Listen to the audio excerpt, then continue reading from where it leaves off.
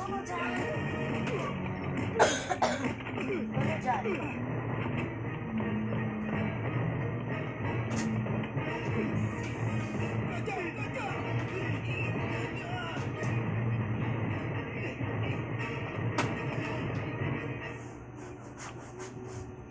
Kung alam ko lang na ganyan ang mangyayari sa atin, nagpamasahe na lang ako, hindi ako sumama sa'yo.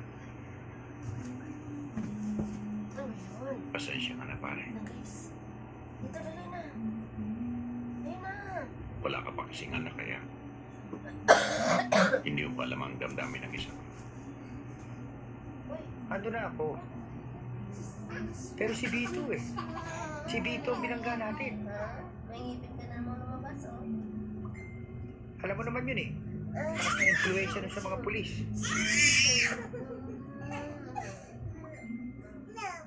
Nakita mo naman, pare. Di.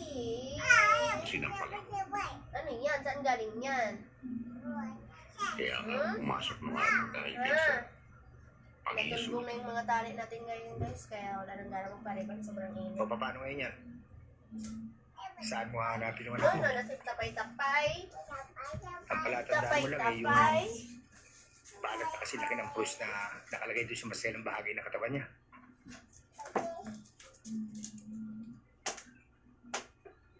Alam mo bang langin ko? Pagkaroon ako ng kapangyarihan, kamukha ni Superman. Yung bang paningin ko, parang x-ray. Tatak sa lahat ng bagay, kahit pader. Alisin mo yung tagusin ng paningin ko ng damit. Kita ko na yung balat ng anak ko. Pare, anak mo yun.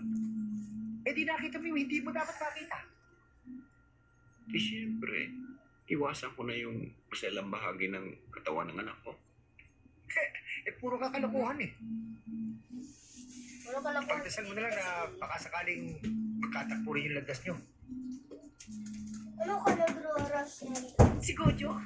Ito si Gojo? Bingi ka ba? O nagbibingi-bingi ka lang? Si Rojo, Ibe, yung torpeng asawa mo.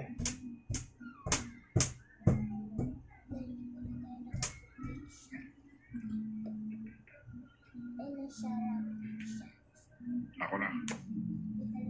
Kaya lang daw ng matanda. Hindi pa nakulong sa monte. Eh, ano daw sabi? Bakit? Bakit? bili ka ng fish o kay bakta. Ito naman. Siyempre nakulong yung tao dahil sa atin, ano? Kahit pa paano eh. Pinatay niya ang kapatid mo dahil sa sobrang paghamak niya sa akin. Kaya kahit makulong siya ng habang buhay. Di pa siya patabayan. Fish? Baka nakakalimutan mo rin. Hinamon at inunahan ni Felix si Gojo.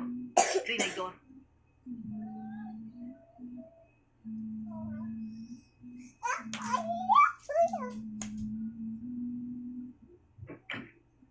Bili ka ng tatos.